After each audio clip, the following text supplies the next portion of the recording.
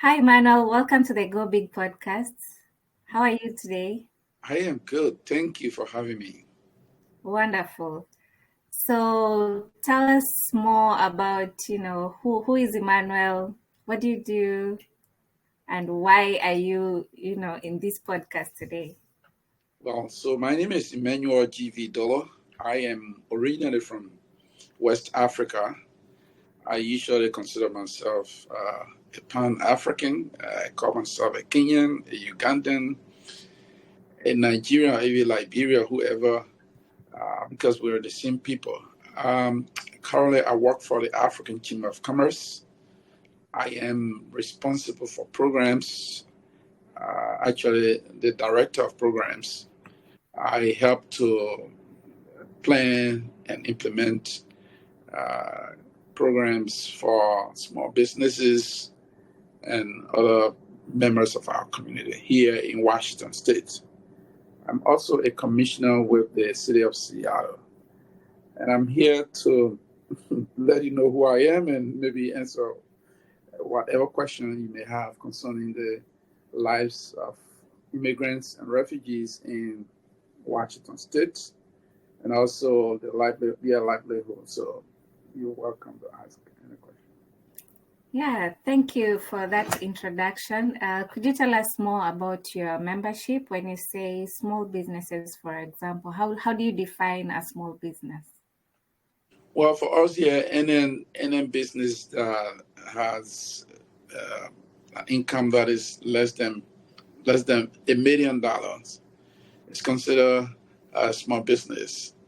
Um, but most businesses I work with in Washington State are all considered small businesses. I don't usually go to ask for their income and things like that, but as long as you're an African-owned business and you need support, I think that business falls within the work we do here. Okay. What kind of support do you extend to the small businesses that are part of your members? So first, let me take a step back to introduce the African Chamber of Commerce. Mm-hmm. Uh, the chamber has two goals, actually. The mission of the chamber basically is to connect African businesses in Africa to businesses here in the United States. That's the first umbrella. The other is to support, build, and strengthen small businesses here in Washington State. And currently, we work with a lot of different businesses. We work with truck drivers and truck owners. And what we do basically is provide consultancy and training to them. We provide business technical support to them. And business technical support basically includes helping the business to kind of organize itself through mentorship, through supporting them with business planning, and helping to source resources that they can use to support their businesses. We work with other small businesses like restaurants, um, clothing, whatever business. And what we do the same thing for them to help them to source the funding they need, help to connect them to the resources they need to build and strengthen their businesses. Okay, great. So, one of the challenges that I know a lot of businesses, especially in this part of the world, face is access to market, particularly because of the geographical distances or the vastness of this land that we are in. Yeah. Do you connect these businesses to the market? Is that part of the service that you offer? Oh yes, that is one of the services we offer, and we do that through what we call trade promotion shows, where we Mm-hmm. organize shows and invite business owners from Africa and also business owners from here in Washington State and in America, throughout the United States, actually. Bring those people together and let them network by introducing themselves to the other partner, who they are, what they do, what they offer, and the Mm-hmm. other person does the same thing. So by doing that, there is this mutual understanding of what opportunities exist in this area and what are the resources here. And we as chamber, our job basically is to just connect where the resources are to where the resources need to be. So that relational promotion kind of thing is one way we strengthen bilateral relationship between African and Americans. Okay, great.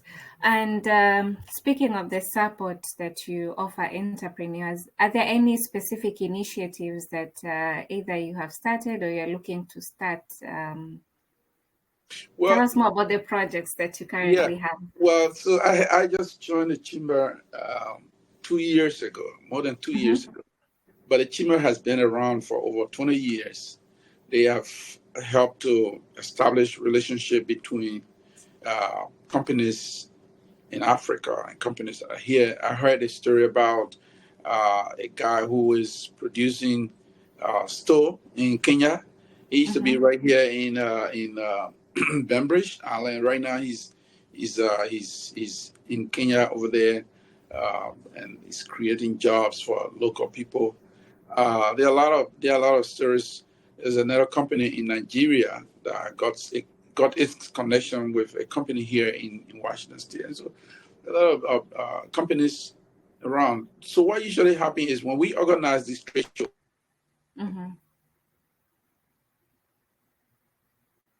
will come.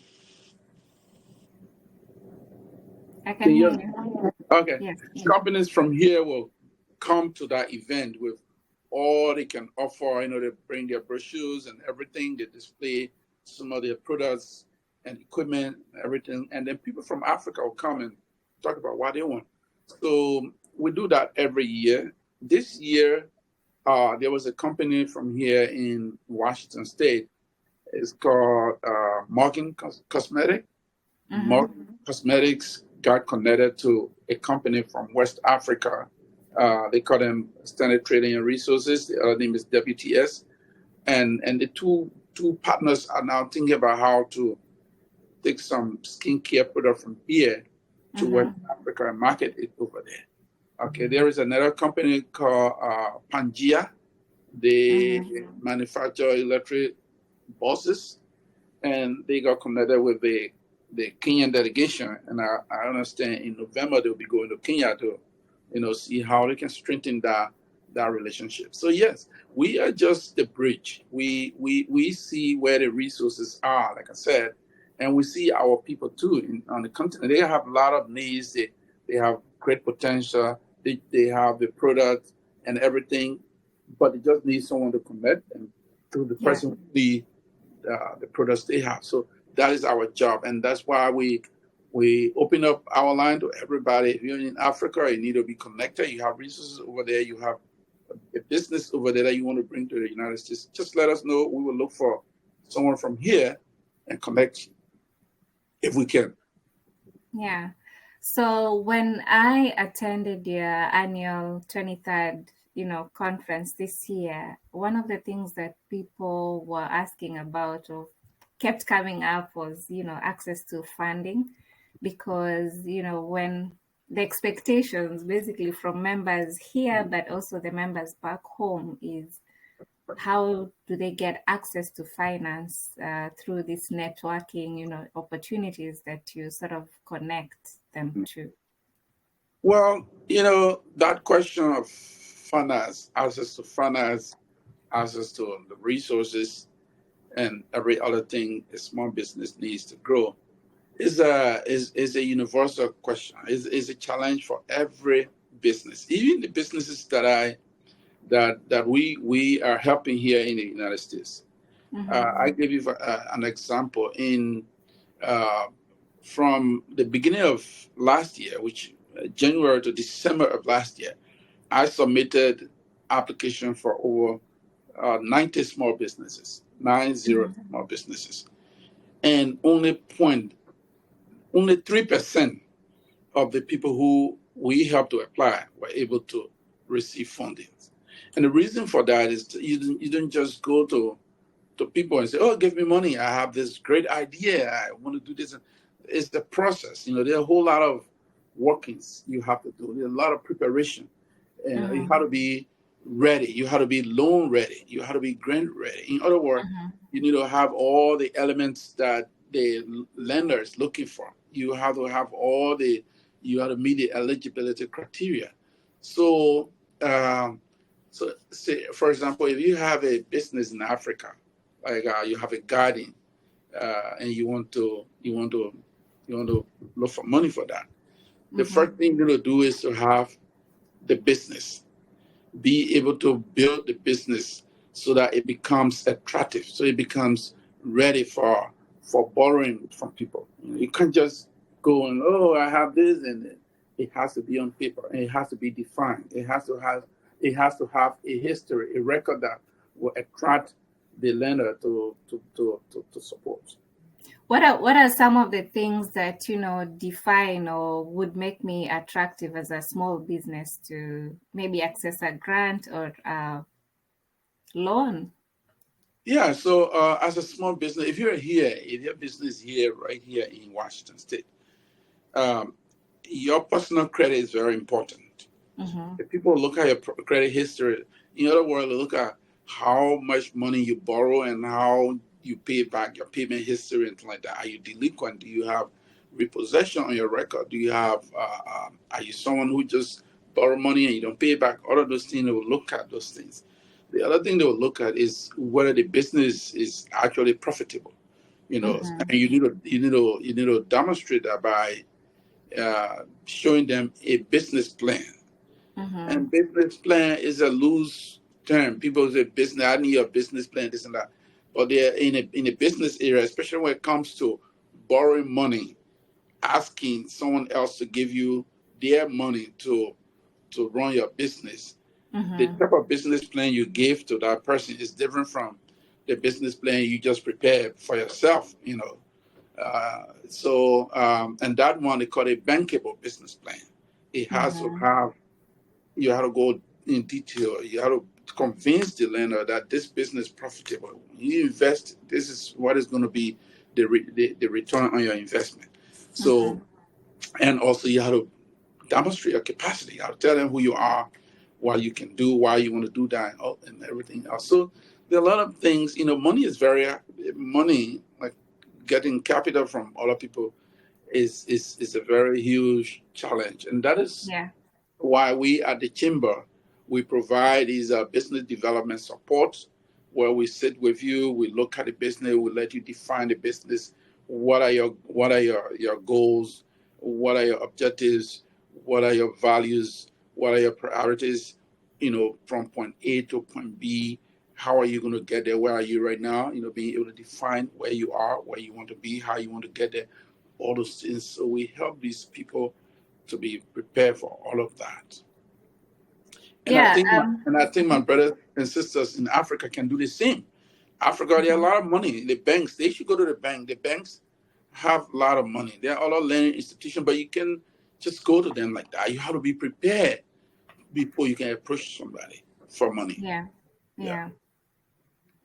Okay, that's great because I know, it's easier said than done. I used to work in the financial services industry before, and I know that we used to turn down a lot of, businesses, mostly because of some of the reasons that you highlighted: preparation, documentation, credit worthiness, willingness, and ability to repay back, that loan should you get funding. I would like us to talk a little bit about data. Okay. So, as the African Chamber of Commerce, if I'm a business person or I'm interested to know statistics about the market, do you have any data that you collect that can make me make more informed decisions as a business owner, either back in Africa or here in the US? Yeah, so what we do basically, data or statistics are collected to be able to give people a good understanding, because business decisions are made based on information, factual information. So what we do basically, we link all of we ourselves, we collect our own data too, but what we do basically, we provide links to institutions that are doing that are collecting more professional data on the continent. So, for example, we have Prosper Africa. Prosper Africa monitors almost everything that is done in Africa, and they have a very good set of data that people can look at and understand what's happening. So, what we do, we provide a link to that information.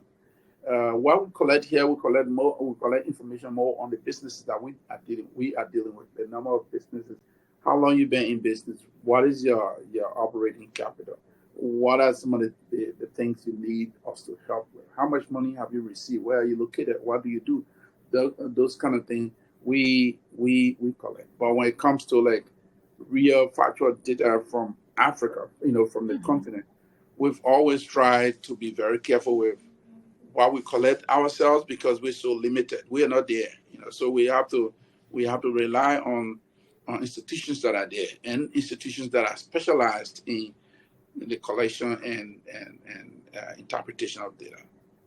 Yeah. So speaking of cross-border, collaborations, in your own opinion, what are some of the factors that really contribute to successful collaborations, either between different continents or different institutions that sort of have a shared goal? Well, a lot of people some people might have different perspective on this issue, but for me, I believe in relationship. Relationship is the foundation for business, whether it's business relationship or it's political relationship. Once you like the person, or once the person likes you, they're going to support you. They're going to find a way to be around you. If they don't like you, they are not going to support you. And the continent, Africa, we Africans, when we are in Africa, we call ourselves, oh, I'm a Nigerian, oh, he's a Kenyan, this and that. But when we come here, although some people still see themselves as being Kenyan and Nigerian, Ghanaian, all of that, but the people here, they see all of us as the same people. They see us as one people, And so the point I'm making is xenophobia in Africa. We as young people, we need to really stand up against xenophobia. Sometimes when I go on social media and I see an African stoning another African because that person is in their country and they're calling them, oh, this person is a foreigner. There's no foreigner in Africa. We're all the same. We're all Africans because the way the Chinese man sees you, that's how he sees me. The way the American man, the European, all of them, they see us to be the same people. So when you see somebody in Johannesburg and the person is from Nigeria, he didn't leave from Nigeria to come to Johannesburg because there's no money in Nigeria. Nigeria is one of the richest countries in the world. He came there because he feels there are other Africans there and he can survive wherever he meets his fellow African. So what I'm saying is that we need to love each other as Africans. I know there's the question of the law, legal citizens and illegal citizens. Even here in the United States, there are a lot of illegal citizens. We don't beat them up. We don't burn them up in the street. We let the immigration do its work. So the same thing with Africa. We have to learn to love each other. We have to learn to understand that we are rich, but there are challenges. Some Africans might leave their hometown thinking that, oh, when I leave this place, I'm a Ghanaian. When I leave Awutu and go to Mombasa, Kenya, I believe things will change around. That perception, right? It doesn't mean that he's poor. He just feels he needs to change his environment, and things will change around for him. And that is why you see a lot of Africans pouring to other countries, going back and forth. I'm not saying they should break the law.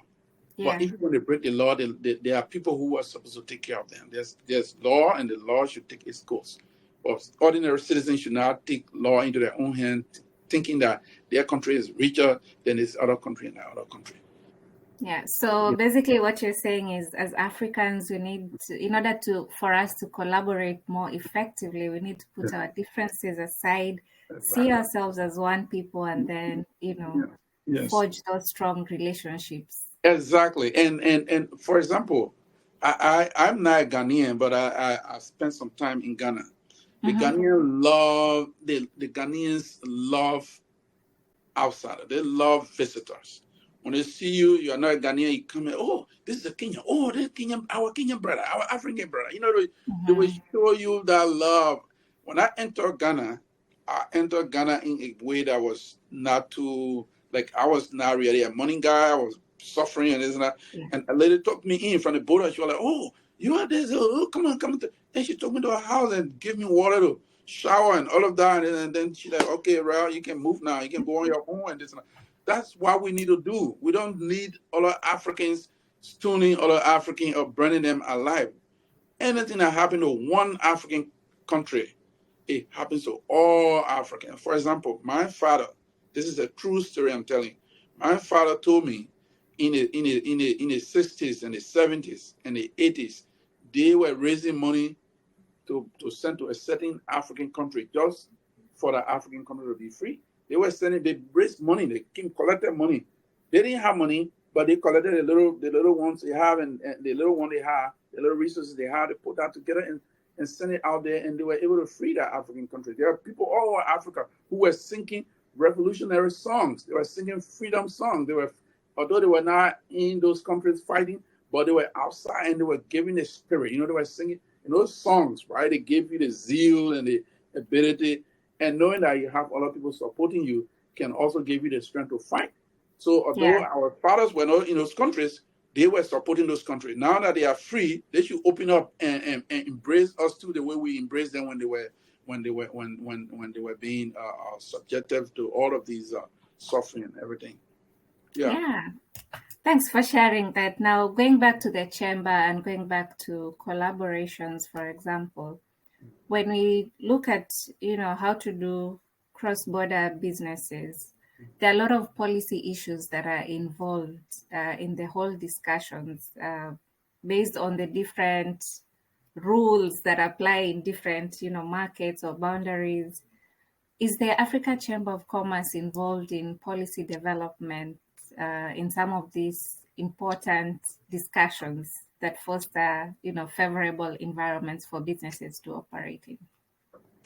Well, one thing my boss has been telling me, Mr. Peter Mm-hmm. Geshiru, is that he was involved with this whole AGOA thing. So the chamber, from my understanding, has been involved with promoting cross-border relationship to pave the way for trade, to ease all the restrictions and everything. But we as a chamber, since I've been here, we have been working on that issue, but we've been working on a true dialogue and mutual understanding.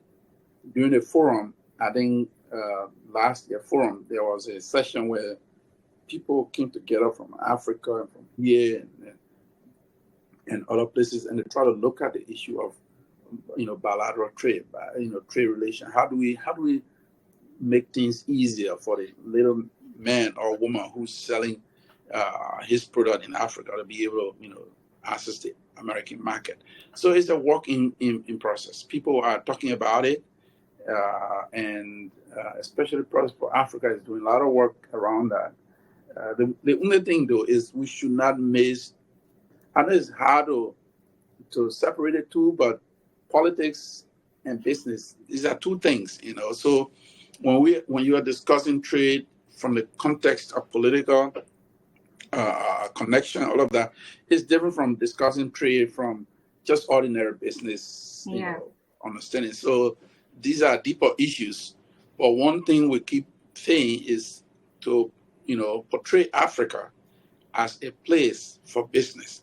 So whenever we go to an event here and they call up the African Chamber of Commerce, we talk about all the good things that are happening in Africa. We talk about how the continent is rich in natural resources. We also talk about the growing population, especially the youth population. We talk about Africa being, we have a very high consumption rate. There are a lot of people over there that consume more than they produce. So those good things we always talk about them whenever we have the opportunity to do that. So, but then people on the continent have to try to fight to make the place more conducive for business people. Mm-hmm. Regardless of your status, you can be I can remember there was there's a business guy from China who went to one of the countries that I was in, and this guy was a multi-millionaire. He had a lot of money, but he just came over there with, I think, something around like $100,000 or $200,000, and he didn't meet the right people. He met some very not too good people, and got into business with them. And they thought, oh well, I found my gold. I mean, I'm gonna dupe this guy and leave. So when you do something like that, when you don't show a very good and positive side Mm-hmm. or positive representation of the entire business landscape in your city or in your village, you Mm-hmm. are closing the door for all the people in that village.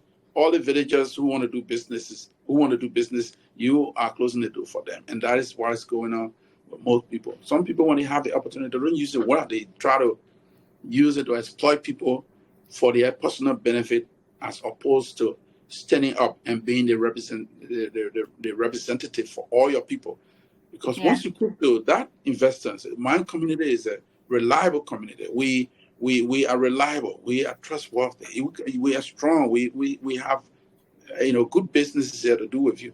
That person will bring other business people in your community. So it has to start with the villages before we spread it nationally.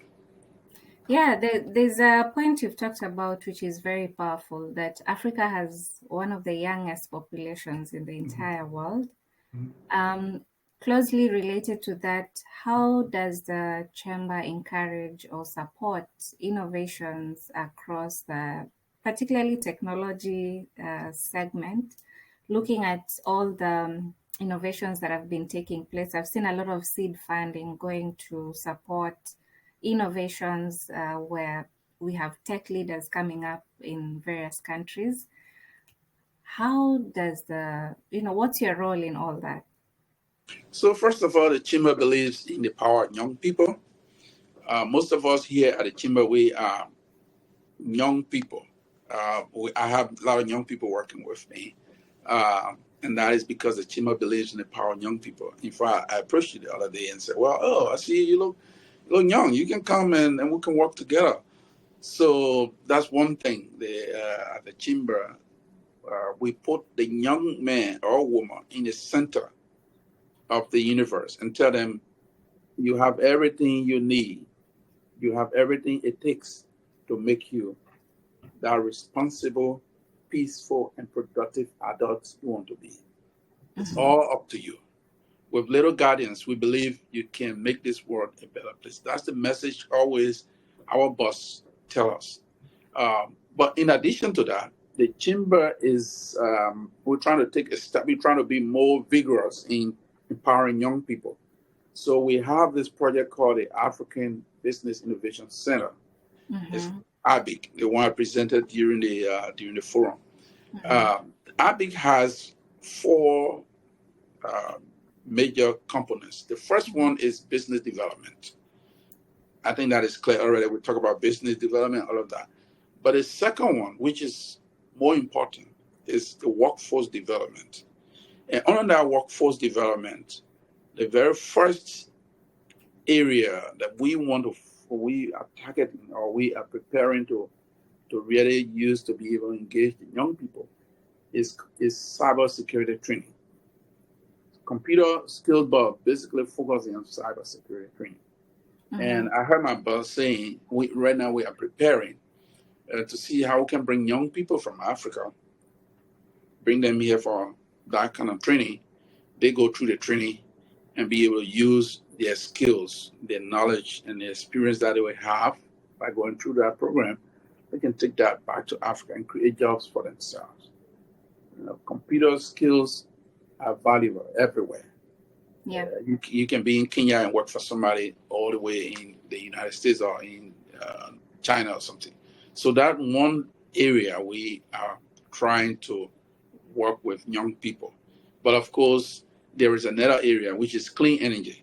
Climate change is real, and we believe that it's going to impact Africa soon. In fact, it's right now impacting Africa. We see drought and heavy rain all over the country.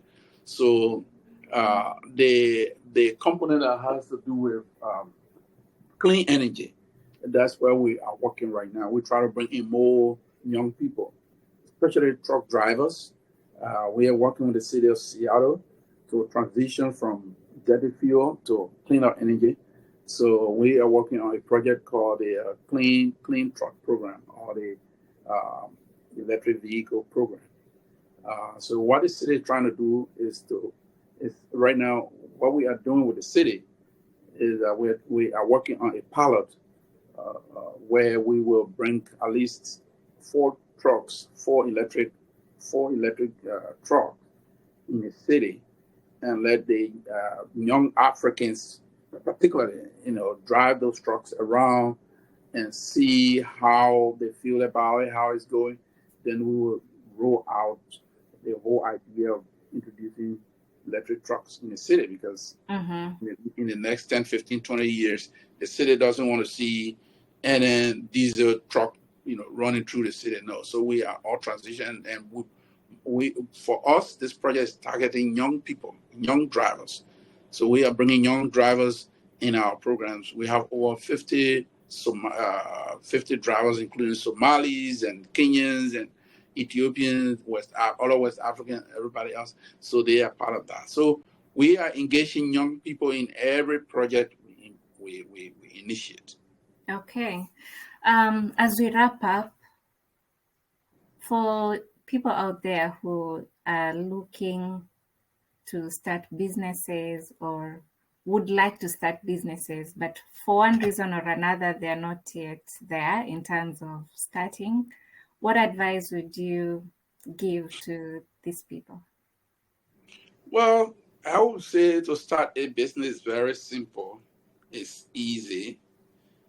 It's very simple, but it's not easy. Sorry. It's Mm-hmm. very, very simple. All you need to do is have the idea and go to the government, register, get your papers, and start doing the business. So it's simple, but there are a lot of steps involved. If you really want to do business to survive and to succeed and become a business person, successful business person, Mm-hmm. you don't have to overlook anything. The first thing you need to have the idea. What is it you want to do? How unique it is? What values are you bringing to the market? Mm-hmm. All right. Whatever you think about doing right now, there are other people who might be doing it. It might not be the same thing, but it's just something that is this almost identical to other things that other people are already doing. So you have to Mm-hmm. be unique, know your own value proposition, Mm-hmm. and don't overlook documentation. Mm-hmm. Don't overlook government side of things. The government is always there. Whatever you do, you have to pay. You got to pay their taxes and things like that. So make sure you set up the business in a way that it becomes a very responsible business in your area, legal business. Mm-hmm. Okay. The other thing you need to do is you will need money. Almost every business I know about, the first thing is contributor capital, and then before you come to uh, all the other, before you come to real operation, you need to have the first set of money to come in your hand, Yeah. and you also need to borrow money. So whether it's your own money or somebody's money, else, you need to be prepared for that to receive it. In other words, you need to set up the business. Your accounting system has to be in place. Whether it's very simple accounting that you're doing or complex one, whatever it is, make sure to have records for those things. And then, and make sure you know what you're doing and be faithful, be truthful to yourself and to the Mm-hmm. community. Yeah. Yeah. Yeah. Thank you very much for sharing, those nuggets of wisdom. They go a long way for someone who is just starting. As we close, how can people reach you if we want to know more about what you do or have collaborations with you? How do we reach you? Yeah. Yeah. You can reach us by going to our website, the African Chamber of Commerce of the Pacific Northwest. Our phone number is 206-530 6683. You can go to our website at www.African Chamber of Commerce of the Pacific Northwest. It is abbreviated as PN.